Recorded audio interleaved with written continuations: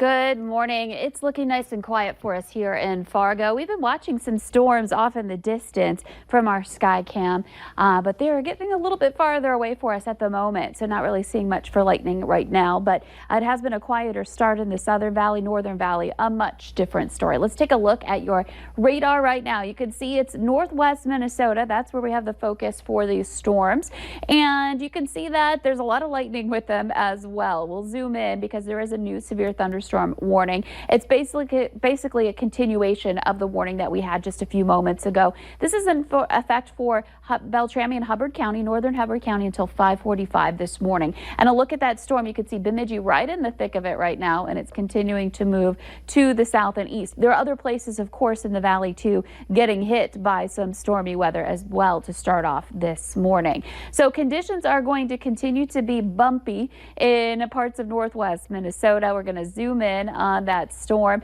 and it's basically the leading edge that we're looking at, wind gusts to 60 miles per hour rather, and the potential for some hail too, especially in this area south of Bemidji where you see the brighter areas there. And we just are peering into this storm. We've switched radar type here to the velocity scan to see just how fast these raindrops are moving, and we're looking at velocity of about 63 miles per hour in the one point I've selected here in northern Hubbard County. We also have some hail size that's increasing. We're looking at greater than an inch in diameter in that same spot in northwestern Hubbard County too. So Bemidji are getting hit pretty hard. You probably have had some strong winds move through, but that hail core is just a little bit south of town there, and we're looking at some conditions that are going to be a little tougher up in the northern part of Hubbard County here this morning. So conditions are not so great. We've got a storm system where you could see that hail core there in the cross section of this storm in Hubbard County, with returns showing up into that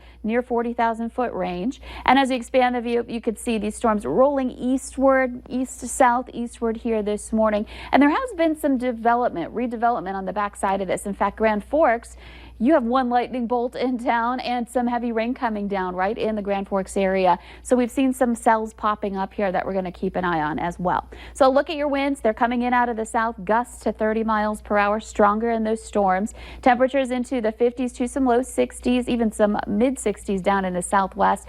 That's where we'll be warmer today.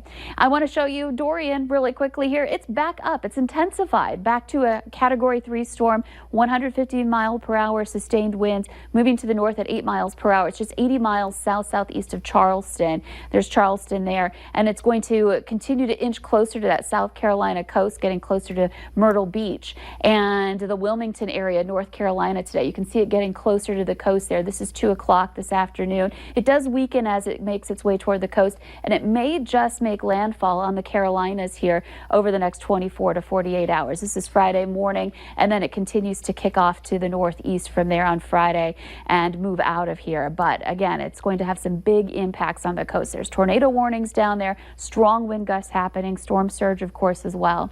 Here in the valley, we are looking at some quieting weather, though we're not going to necessarily get rid of the clouds and the rain completely up in the northern valley today. This is an area that we might have a couple of rounds of some light rain moving through and more cloud cover too. As a result, temperatures there more into the 60s for today. The farther south and west you go, the warmer it gets. We'll be in the low to mid 70s along the Red River and down toward Ellendale, getting close to that 80-degree mark. So if you want some warm summer weather, that's where you need to head today in the valley. Heading into tonight, we start to quiet things down, but you can still see the clouds hanging around, a few sprinkles with that too, even into tomorrow morning. We'll start off your Friday into the 50s. So Friday looks pretty good, actually. Most everyone enjoying sunshine, temperatures in the 70s.